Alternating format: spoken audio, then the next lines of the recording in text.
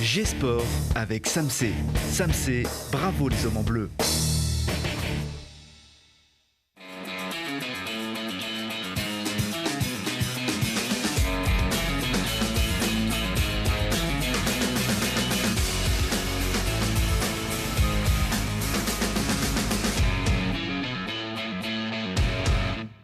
Et bienvenue à tous, ravi de vous avoir avec nous pour parler de tout ce qui fait la beauté du sport, de tout ce qui fait battre vos cœurs quand ça gagne et qui vous fait grimacer quand ça perd.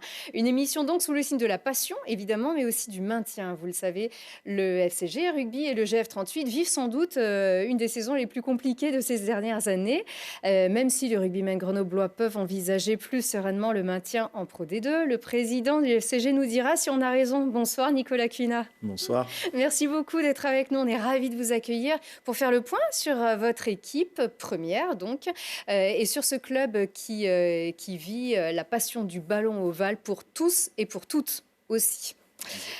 Le GF38 doit encore batailler, mais la relève se prépare. Le GF n'est pas qu'une équipe pro. Tout cela part d'une association qui a dû gérer le haut niveau dans les divisions inférieures il n'y a pas si longtemps encore. On en parle avec Alain Fessler. Bienvenue. Ancien président, ça y est, ancien président de l'association du GF38. Vous quittez cette fonction que vous occupiez depuis 23 ans. Vous restez au conseil d'administration néanmoins.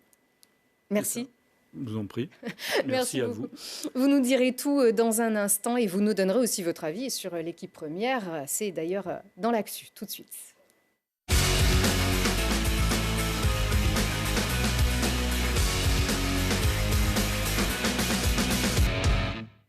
Et il s'en est passé des choses du côté des brûleurs de loups depuis notre dernier plateau de G-Sport lundi dernier. La finale de Ligue Magnus retient notre souffle. Elle se joue au meilleur des 7 matchs. Il faut gagner 4 manches. Pour la première, mardi dernier, les Grenoblois ont gagné 5-2, mais sans facilité. Le lendemain, match 2, c'est Angers qui a gagné 3-1.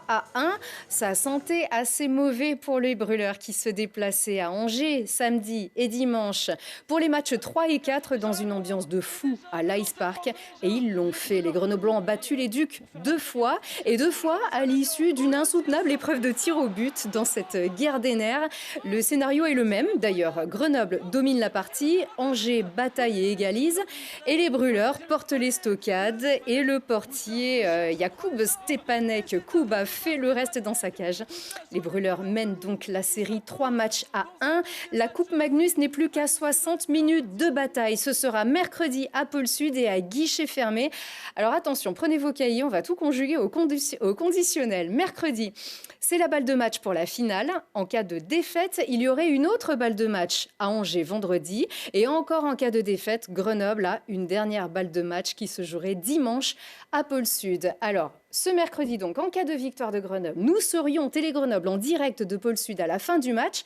Le match, lui, est retransmis sur Sport en France. Mais donc, si Grenoble est champion de France, nous serons en direct pour les voir lever la Coupe Magnus, les voir rire et pleurer de joie sans doute et faire le tour des réactions. On retrouverait les brûleurs de loups ensuite dans notre studio ici pour une émission diffusée dès vendredi. Donc, il faut gagner les brûleurs si vous nous entendez. Et pourtant, c'est pas gagné. Les brûleurs de loups, figurez-vous, ont déjà perdu, allez, on va dire une demi-journée de repos. Le bus est tombé en panne cette nuit. Voilà, le bus qui les ramenait, voilà, il est tombé en panne à Clermont. Donc, on espère qu'ils vont récupérer. Ils en ont quand même sous le patin. Alors, Angers n'a pas tout perdu. Et dans tous les cas, Angers a gagné un grand prix, les internationaux de France de patinage, qui n'auront plus lieu à Grenoble, comme ça a été le cas ces 4 dernières années, mais à l'Ice Park d'Angers. Donc, Grenoble récupère quand même un Grand Prix junior. Et c'est très bien aussi, les Grands Prix juniors. Et ça sera du 28 septembre au 1er octobre. Vous savez comment s'appelle le capitaine des brûleurs de loups ? Il s'appelle Champagne, Joël Champagne. Alors, Champagne déjà pour le BCTM, les incroyables basketteuses de la Tronche-Mélan qui disputent leur premier play-off en Ligue 2 féminine et qui remportent les quarts de finale contre Champagne Basket. Voilà, après leur victoire à domicile la semaine dernière, elles s'imposent 65-55 à Reims et elles recevront Strasbourg-Grafenstaden en demi-finale. Ça, on le sait, mais ces quarts de finale se disputent en 3 matchs aller-retour. Et la belle, c'est le 20 avril prochain, mercredi. Allez les voir et les soutenir. Voilà, comme c'est déjà gagné, elles joueront pour du beurre, sans enjeu ni pression. Ce 3e match sous vos applaudissements, on l'espère au gymnase Charlet.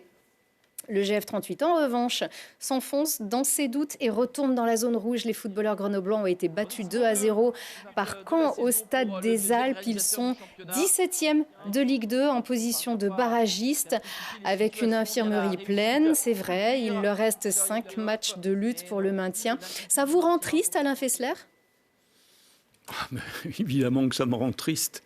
Je préférerais aujourd'hui avoir une dizaine de points de plus. Oui. Non, bien sûr que ça rend triste parce que on a peur. On a peur de descendre et ce serait bien sûr catastrophique. Comment est-ce que vous expliquez que l'an dernier, vous jouiez la montée en Ligue 1 et cette année, vous luttez pour ne pas descendre en national ? Les compositions d'équipe ne sont pas les mêmes. L'année dernière, il y avait 4 voire 5 joueurs déterminants qui sont partis, qui ont été vendus. Covid a laissé des traces dans les clubs et il fallait absolument que la SASP puisse vendre pour renflouer les caisses du club. Et le recrutement n'a certainement pas été à la hauteur des joueurs qui étaient partis et qui nous avaient quittés. Ce qui explique effectivement, et puis vous l'avez dit tout à l'heure, une infirmerie qui compte des joueurs importants, des titulaires et sans lesquels l'équipe n'a plus le même visage. Le départ du coach Philippe Inchberger a porté un coup à cette équipe ? Oui. C'est un coach qui était bien intégré, qui était apprécié, un garçon intelligent. Fédérateur, d'ailleurs, dans une équipe. Oui, fédérateur, avec qui il était agréable de partager et de discuter. Voilà. Bon, il est parti à Amiens, il a trouvé des conditions d'entraînement idéales et puis un salaire certainement supérieur à celui qu'il avait ici à Grenoble. Oui, et puis alors un coach était arrivé pour le remplacer. Vincent Ognon est arrivé en cours de saison. Il fait ce qu'il peut aussi. Est-ce que l'équipe a encore sa chance ? Qu'est-ce que vous préconisez en tant même qu'ancien joueur d'ailleurs ? Quel serait votre message ? Qu'est-ce que je préconise ?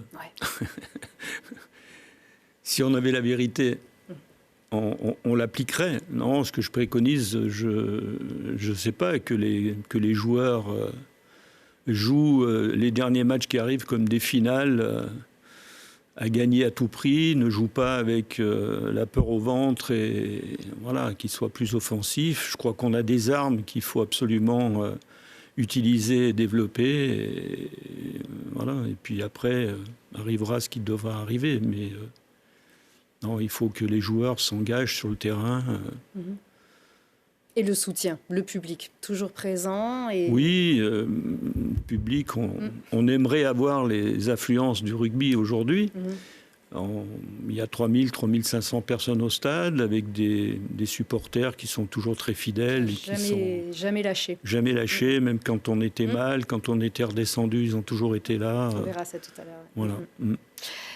Allez, ces sports dont on parle moins, entre deux Jeux Olympiques. Alors, l'escrime, déjà, a fait battre le cœur de Vaujany pour la 2e édition du Master à l'épée pour les dames, organisé par le Grenoble-Parmentier. C'est Alice Conrad qui remporte l'épreuve. Elle est licenciée à Thionville. Elle n'était pas favorite. Elle a battu la Polonaise de Grenoble, Renata Knapik-Miazga, en finale. Elle a aussi battu l'autre grenobloise, Alia Lutti, qui termine 4e et reste déterminée à se qualifier pour les championnats du monde. Et le judo, ce n'est pas non plus tous les 4 ans seulement. C'est même une discipline très plébiscitée par les enfants et par les étudiants, entre autres. On en parlait ici avec les organisateurs la semaine dernière. Les championnats de France universitaires de judo ont su déployer toute la panoplie de ce sport éducatif, spectaculaire et pourvoyeur de médailles, toutes catégories. Arthur Glory, Jean-Baptiste Robert. C'est à Grenoble que se déroulent les championnats de France universitaires de judo. Sur place, plus de 300 compétiteurs de toute la France se sont affrontés. Là, j'ai gagné, je suis à mon 11e combat. On n'est pas sur le meilleur jour, mais ça se passe bien. Donc pour l'instant, on continue la compétition et on espère que ça va continuer comme ça. Derrière, c'est intéressant parce qu'on peut sortir sur les Europes, universitaires et les mondes. Si on fait dans les 2 premiers, je crois bien. Donc c'est intéressant pour l'expérience à venir. Je gagne mon premier combat, je perds le 2e au Golden Score. J'ai toujours eu besoin de me challenger, c'est pour me prouver à moi-même et puis à ceux qui sont autour de moi que puis je peux arriver à faire ce que je veux en fait. Guillaume Chêne, médaillé d'or au JO 2020, a pu revenir sur les tatamis de son enfance à Grenoble. Donc c'était important pour moi d'être là. Voilà, j'ai fait mon sport-études ici, moi, et j'ai grandi à Grenoble. La veille du championnat, il a participé à une initiation au judo pour 120 enfants handicapés. On est à 2 ans des Jeux Olympiques, donc on parle beaucoup d'inclusion dans le sport. On a la chance d'avoir les Jeux paralympiques. C'était important d'être parmi eux hier et de partager de mon temps. On s'est vraiment régalé toute la matinée avec plus de 120 gamins. De voir des étoiles dans leurs yeux, c'était exceptionnel. On a passé un super moment. Le judo a des valeurs éducatives importantes. Voilà, on a une vraie mission d'éducation. Et en allant aussi vers tous les publics. On a des personnes âgées qui pratiquent. Donc ce n'est pas forcément que des compétiteurs. Hein. Souvent on voit le judo sur l'axe compétition. Mais là, on peut s'adresser à tous les publics. Un moment de sport, certes, mais surtout un moment de partage. Cette initiation a été encadrée par les étudiants en licence d'activité physique adaptée de Grenoble. Moi, j'étais avec un groupe d'adolescents, déficients intellectuels, mais qui avaient une déficience invisible. On a pu vraiment leur faire toucher le judo, donc les immobilisations, et c'était vachement intéressant. Une expérience enrichissante pour eux comme pour les jeunes qui ont pu découvrir ce sport à travers des sportifs de haut niveau. Ils nous ont appris des techniques, voilà, comment être par terre, au moins comment la base pour se défendre. Vous voyez, c'est bien, mais c'est un peu crevant, mais je me suis battu contre un champion du monde. Allez, c'est galé, allez, venez, il m'a dit vas-y, allez, on est partant. Il courait, mais il est dur. Les organisateurs et les compétiteurs attendaient cet événement depuis 2 ans en raison de la crise sanitaire. Pour les vainqueurs arrivés sur le podium, une porte s'ouvre désormais vers un championnat au niveau européen.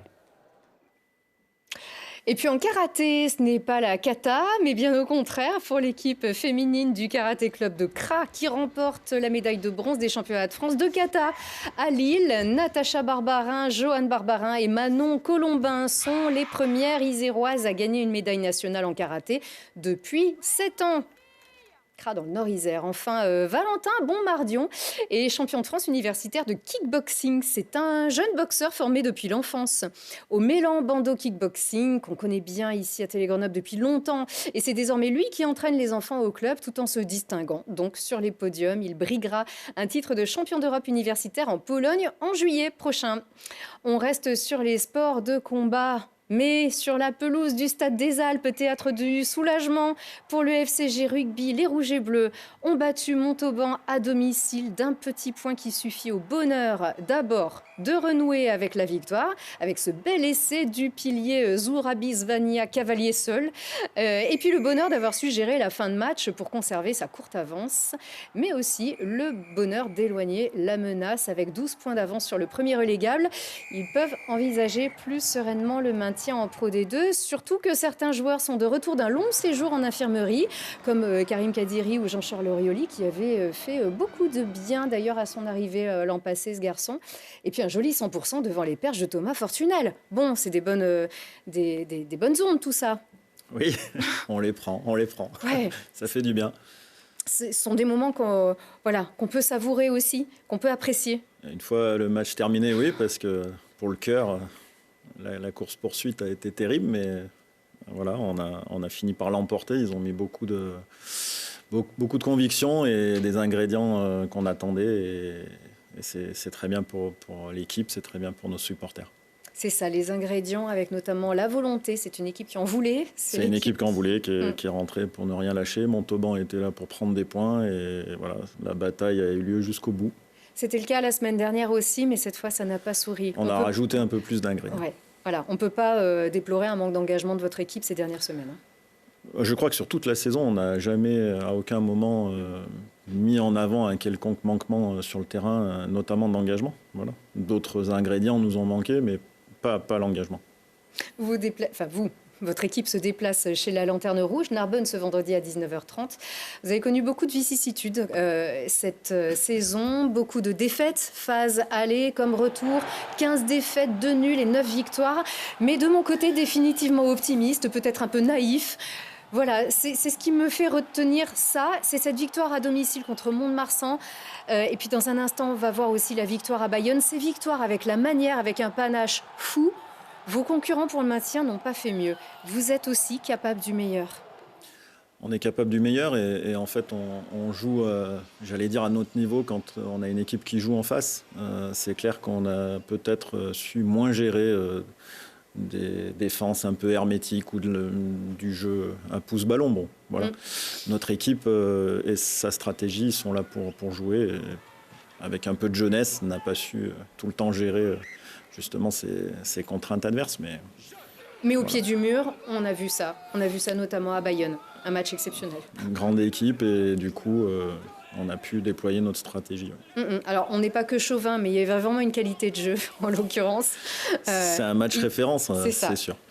Alors, quelle est votre analyse de cette saison riche en défaites, comme on le disait Voilà, 3 matchs nuls également. Vous n'avez finalement gagné qu'un match de plus que Bourg-en-Bresse, qui est en position de relégable, de barragiste en tout cas. Oui. Mais Bourg-en-Bresse a eu moins de bonus que vous. Alors, quelle analyse est-ce que vous faites de ces difficultés ?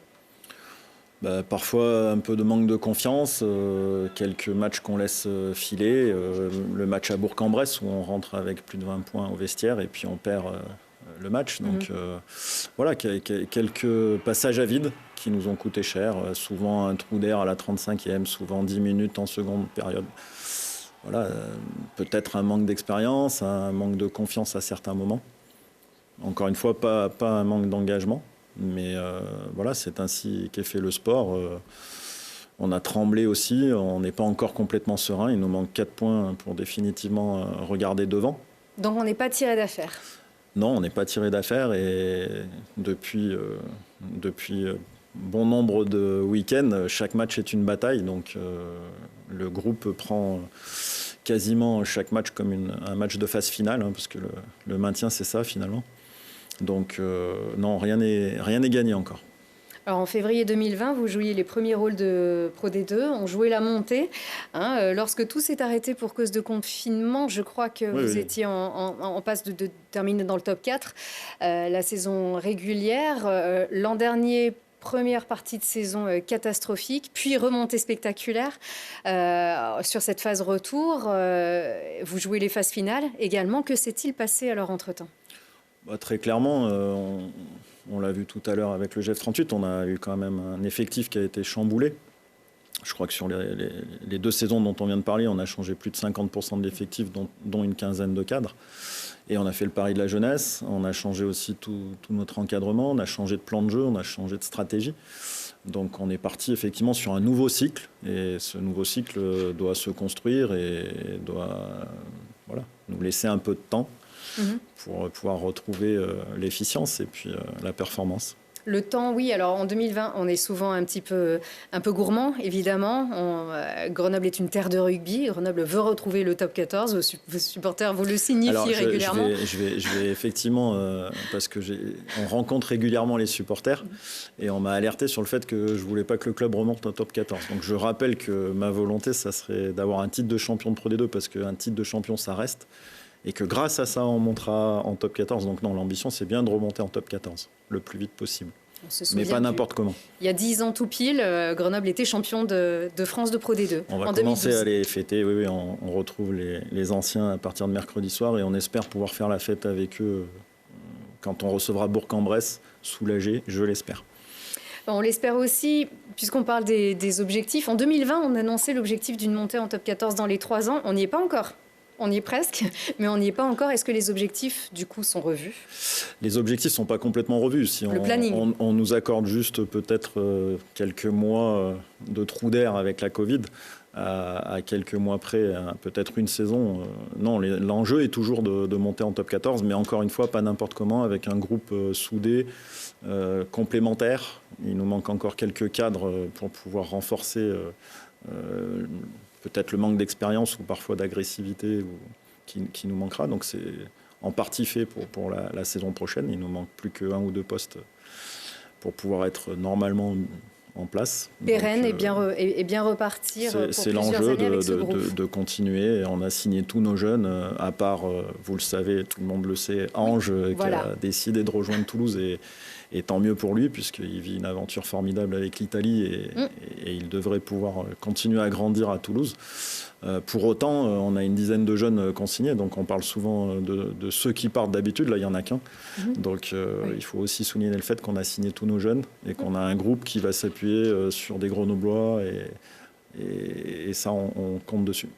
Alors, Ange, il est là, on le voit ici à l'entraînement en début de saison. On va le revoir dans un petit instant puisqu'on parlait de lui, mais on va aussi parler de ses locaux qui encadrent cette équipe. Le staff, c'était le pari aussi du club, le pari de la genèse d'un staff peu expérimenté, mais qui connaît parfaitement, qui est lié vraiment à cet ADN du club. C'était ça que vous vouliez, avec Arnaud Aiguille aux avant, avec Fabien Gengenbacher aussi, le manager. Un peu de sang rouge et bleu. Oui. C'est ça. Alors Arnaud a du sang, rouge et bleu, Fabien aussi, il ne l'exprime pas de la même façon, il y a une belle complémentarité entre les deux. Mais oui, pour nous, c'était important de pouvoir retravailler l'ADN du club, renforcer encore plus notre force qui est la formation, aller plus loin dans la stratégie, le plateau de performance avec un plan de jeu commun à nos jeunes et notre équipe première, ce qui nous permet d'avoir un vrai ascenseur professionnel pour ces jeunes, parce qu'ils sont beaucoup plus vite intégrés dans l'effectif professionnel. Et il n'est pas le seul. Alors, on va évidemment vous faire réagir sur cette pépite qui change de dimension. Ange Capozzo révolutionne la nationale et donc l'équipe d'Italie avec cette victoire, une victoire historique à Cardiff contre le Pays de Galles avec ces actions qu'on connaît par cœur à Grenoble. Il nous en a tellement fait à la maison qu'effectivement, on est très heureux pour lui parce que il était tellement en attente de cette sélection et le faire de cette façon, enfin 2 sélections de suite magnifiques.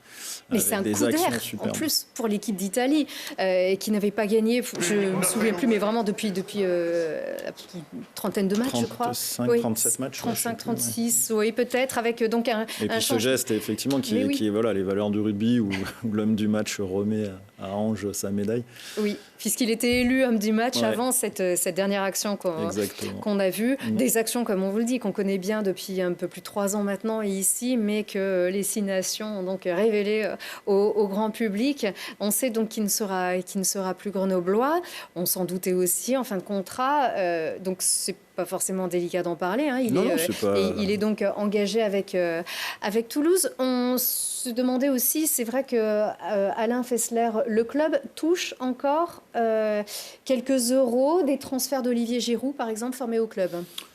Ça concerne plus la SASP que l'association, mais je pense qu'au terme de son transfert à Milan, on a touché un petit reliquat. Ce n'était pas très important, bien moins important que les premiers transferts. Les premiers transferts. Puisque c'est une indemnité de formation, oui, en fait. C'est une indemnité de formation, mais qui n'est pas calculée, je crois, comme elle l'est au rugby. On peut se souvenir du montant de ces premiers transferts? Les premiers transferts, on a touché près de 400 000 euros. Ce qui était très important parce que le club descendait et qu'il fallait redresser la barre. Ça nous a bien aidés. Heureusement qu'on avait eu ça aussi à l'époque. Est-ce que c'est le cas au rugby? Est-ce qu'un club formateur touche une indemnité? Oui, heureusement, depuis quelques saisons, on a effectivement des indemnités qui sont calculées au prorata du temps passé dans le parcours formation. Vous devez en avoir pas mal parce que nos jeunes quittent beaucoup le bercail. Non, moins. Un peu moins, bien sûr. Mais on les regrette. Oui, mais toujours. Ça, c'était avant. On arrivera à construire un club qui va garder ses jeunes. Voilà, comme je vous le disais, on a re-signé près d'une dizaine de jeunes qui ont l'habitude de jouer ensemble depuis plus de 3, 5, 6 ans pour certains. Donc, on croit dans cet effectif. Oui. Avec quelques papas autour, ça va performer. C'est ça, alors il faut aussi rappeler que Grenoble n'est pas le seul club à laisser partir ces jeunes joueurs du centre formés à Grenoble en tout cas. C'est le cas. On arrive aussi de temps en temps à en prendre ailleurs. C'est ça, en tout cas très peu peuvent aussi garder leurs jeunes et puis c'est le jeu. On s'en plaint beaucoup à Grenoble parce que c'est vrai qu'on les aime bien et on aime beaucoup ce centre de formation avec Toulouse qui bataille pour la création du centre de formation, le premier de France. On ne saura jamais vraiment qui de l'un ou l'autre, mais en tout cas c'est Grenoble évidemment puisqu'on est à Grenoble. Alors puisqu'on parle de lien entre le foot et le rugby, vous êtes unis depuis 1 an et demi par le biais d'une gestion commune du Stade des Alpes, une coopération inédite à Grenoble et en France d'ailleurs, tout à fait, avec 15 millions d'investissements sur 10 ans pour soutenir le développement du stade. C'est une... pardon ? 13. 13. Oui. Ah oui, on a dit sur 10 ans, donc peut-être que ça va être revu et corrigé dans quelques... D'accord, je le note. Voilà, c'est bien. Ça viendra peut-être de nous, qu'ai-je fait là? Non, en tout cas, c'est une gestion gagnante. Oui, pour moi, c'était un pari très intéressant à relever et je crois qu'on est en train de le réussir. Beaucoup de voix s'élevaient pour dire qu'on n'y arriverait pas. Parce que le foot ne pouvait pas s'entendre avec le rugby, mais je crois qu'on a prouvé le contraire. En tout cas, tout se passe bien pour le moment. Il y a un événement d'ailleurs au Stade des Alpes cette semaine. Vous jouez les entremetteurs entre candidats à l'emploi et entreprises avec Horizon 9. C'est un festival de l'emploi et des compétences. Alors on sait qu'avec certaines initiatives comme FCGE Live par exemple, vous aimez bien bousculer un peu les codes. Là, vous annoncez vouloir disrupter le monde formel de l'emploi. C'est écrit dans le communiqué. C'est-à-dire, on va faire bouger. C'est pas un forum de l'emploi où des candidats rencontrent des entreprises. Non, vous voulez dynamiser, moderniser un peu tout ça. Disons que c'est un concentré d'expérience du fait de mon parcours professionnel et d'avoir la chance de pouvoir utiliser entre guillemets l'image du rugby, du FCG et puis de pouvoir disposer de cet écrin qu'est le Stade des Alpes. On a eu l'idée de pouvoir finalement créer un événement qui, sous cette forme, n'existe pas et dont l'ambition, effectivement, est de rassembler toutes les forces vives du territoire. C'est pas simple de faire travailler les gens ensemble, mais ça, c'est mon ambition, de pouvoir mettre autour de la table institutionnelle, politique, privée, école, et puis, bien évidemment, tous les chercheurs d'emploi, quel que soit finalement leur âge, leur parcours, leur éloignement de cet emploi ou leur proximité. Mais c'est parti d'un constat, justement, puisque vous êtes en contact avec des entreprises, vous êtes en contact avec des demandeurs d'emploi. Oui. Il y a un écart. On parle du fait qu'on tend vers le plein emploi. Ça, je ne suis pas complètement en phase avec ça. On parle d'une pénurie de main-d'œuvre non plus. Je parle plus de pénurie de compétences. Et je pense qu'on a le devoir de rassembler pour pouvoir se faire rencontrer l'offre et la demande. Et aujourd'hui, les gens qui sont éloignés de l'emploi ou qui ne pensent pas aller sur ce type d'événement, on a voulu mettre les ingrédients finalement du rugby, c'est-à-dire pourquoi festival? Parce que la fête, la convivialité. Donc on va faire des choses qui n'existent pas sur des salons pour l'emploi. On est en train d'installer une tyrolienne pour faire traverser le Stade des Alpes. Il va y avoir une chasse aux œufs pour les collégiens ou les plus grands. Il va y avoir des initiations par l'armée de descente en rappel, des escape games, des formations virtuelles, beaucoup de démonstrations de métiers et puis plein de petites surprises encore. Voilà, donc rendre plus presque ludique cette chose qui n'est pas toujours bien marrante et qui cache aussi des réalités. Et puis de se réunir autour de cet enjeu-là. Le syndicat des transports, par exemple, est partenaire et fait en sorte que chacun peut venir gratuitement avec un billet pris à l'avance du festival. On peut utiliser les transports en commun gratuits. Voilà, il y a plein d'initiatives qui ont été très, très positives. Mais je ne pourrais pas tout dire là. Il faudrait que je revienne si j'ai le temps. Mais non, mais en fait, voilà, l'idée, c'est de faire... vous parliez de disruption. Oui, c'est d'essayer de faire différemment pour prouver qu'on peut quand même, malgré tout, avoir des initiatives pour l'emploi. Vous parliez de votre parcours professionnel, donc de la base jusqu'aux commandes du groupe Mare Nostrum qu'on peut citer. C'est un parcours assez atypique, comme vous aimez aussi le... Non, mais oui, je crois que je connais un peu les ressources humaines et la notion d'emploi, d'employabilité, de formation. Et voilà, c'est un peu aussi une façon de rendre... parce que voilà, je suis grenoblois, que j'aime ce territoire et que je trouve que parfois, peut-être, il y a des initiatives qui ne sont pas prises et que là, j'avais le moyen de le faire, donc je l'ai fait. Tout à fait. Il y aura des demandeurs d'emploi rugby ? Il y aura tout type de demandeurs d'emploi, il y aura des doubles parcours parce qu'on peut, on peut prendre l'exemple, on parlait tout à l'heure sur un reportage d'inclusion par le sport. Il y aura les Fabuleuses qui vont venir parler de leur expérience, il y aura le quad rugby. Moi, je suis mécène d'un champion qui s'appelle Maxime Thomas depuis plus de 10 ans qui viendra témoigner. Il a fait déjà 4 JO. Enfin, voilà, donc on a la possibilité vraiment de mettre beaucoup d'énergie dans l'humain et de pouvoir justement montrer que ça apporte de travailler ensemble. Eh bien, on vous souhaite un beau succès, on n'en doute pas. Ce sera donc les 13, 14 et 15 avril au Stade des Alpes que vous co-gérez donc avec le GF38. Vous recherchez un emploi, Alain Fessler, maintenant que vous quittez l'association du GF38 ? Non, je ne la quitte pas complètement, puisque je ferai partie du CA. C'est ça. Mais je dois prendre contact avec M. Cuinat Tout à fait. Surtout qu'en plus, ça n'est pas un emploi, c'est une fonction de votre carrière et celle d'avocat. Celle d'avocat, oui, d'abord. Absolument. Eh bien, écoutez, on vous laisse la parole après ce petit jingle quand même. Regardez.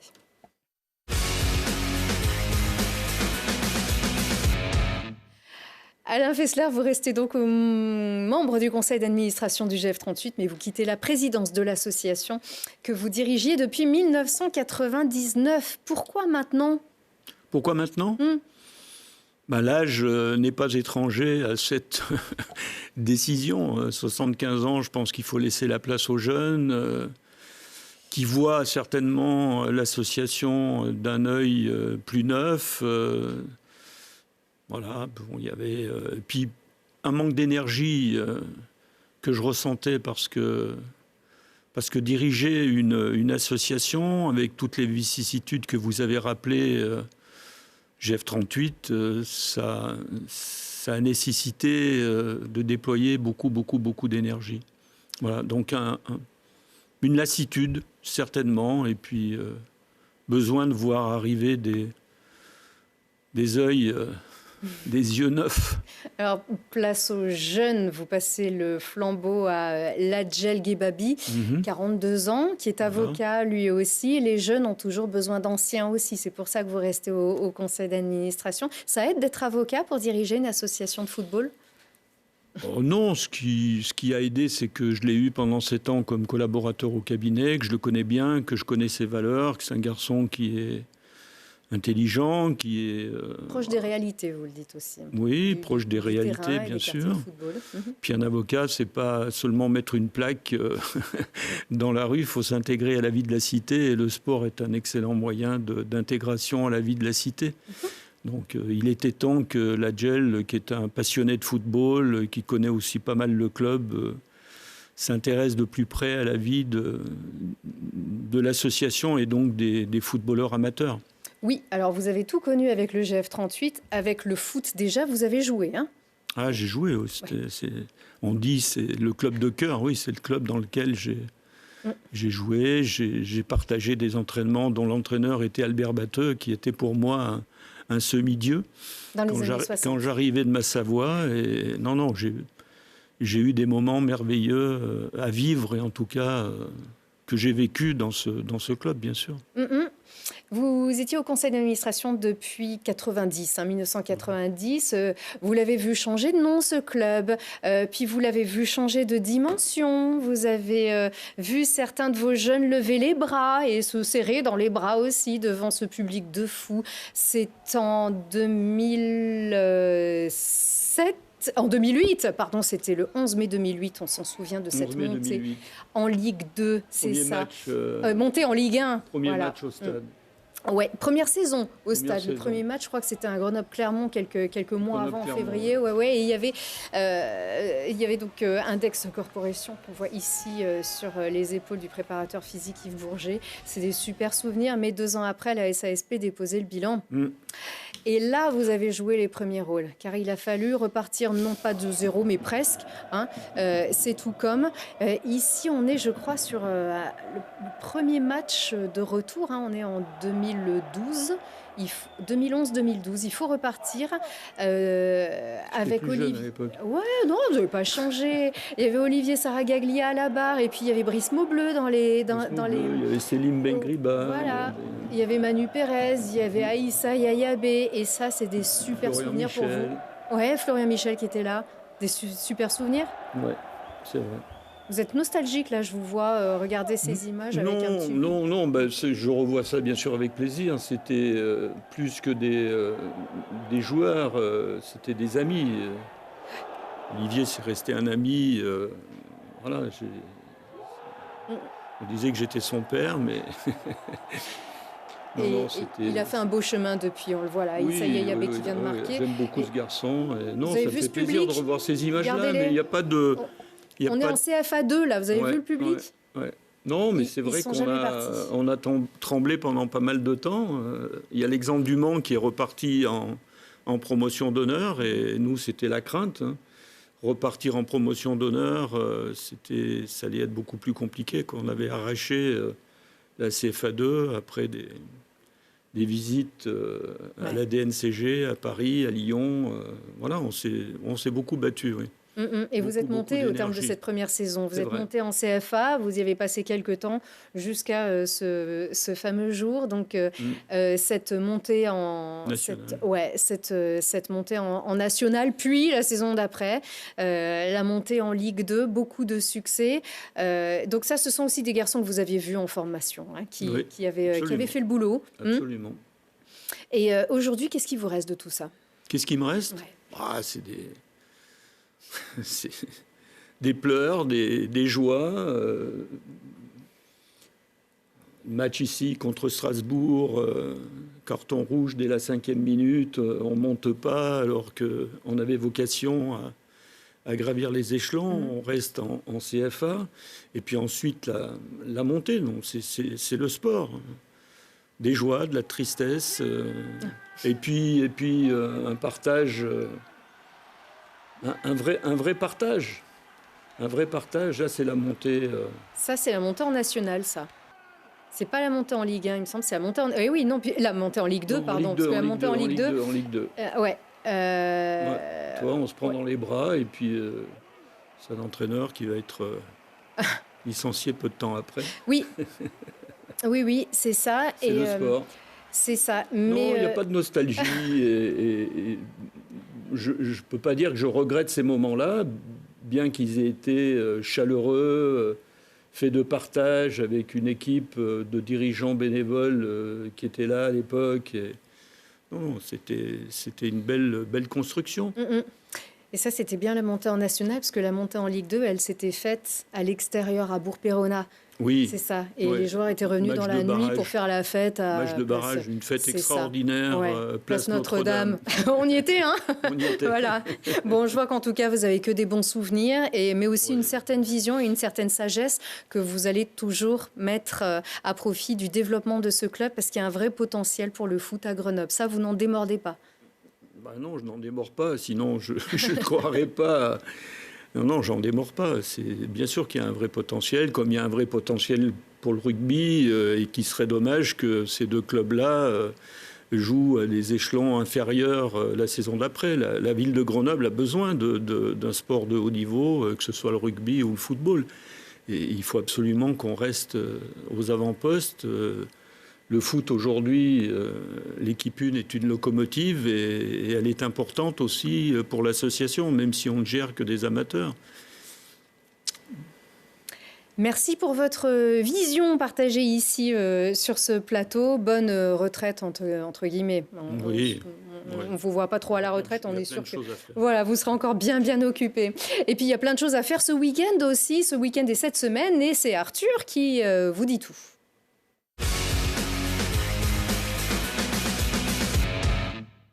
Amis supporters, ce week-end risque d'être festif.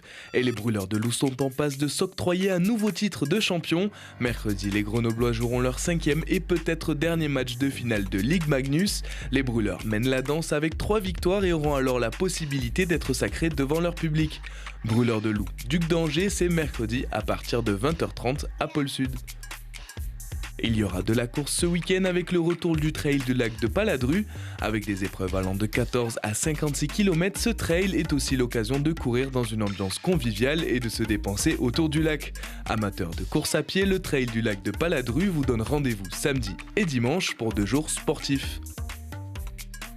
Plus insolite mais tout aussi difficile, le musée de la préhistoire du Vercors accueillera une manche du championnat de tir aux armes préhistoriques. Samedi et dimanche, les compétiteurs se départageront au tir à l'arc et au tir au propulseur. Avec un parcours de 30 tirs, finesse et précision seront au rendez-vous. Tir à l'arc prévu samedi après-midi et tir au propulseur le lendemain dès 9h30. Pour finir, il y aura du rugby au stade Lesdiguières. Grenoble accueillera les finales du rugby régional, une journée 100% rugby pour dessiner les poules des futurs championnats. À cette occasion, entre 6 et 8 finales seront jouées selon les secteurs. Rendez-vous dimanche au stade Lesdiguières pour voir ces affiches. Ça, c'est bien, c'est des journées sympas. Hein. Exact. Un bon moment au stade Lesdiguières et des beaux moments au stade des Alpes. Le prochain, ça sera notamment avec la réception de Carcassonne le 22 et le 15 mai pour fêter le maintien, on espère, face à Bourg-en-Bresse. Et puis le maintien qu'on vous souhaite bien sûr à vous tous, les amoureux du ballon rond et du ballon ovale. Donc merci beaucoup d'avoir été avec nous, messieurs, et très bonne continuation à vous. Et merci à vous tous derrière votre écran. À très vite.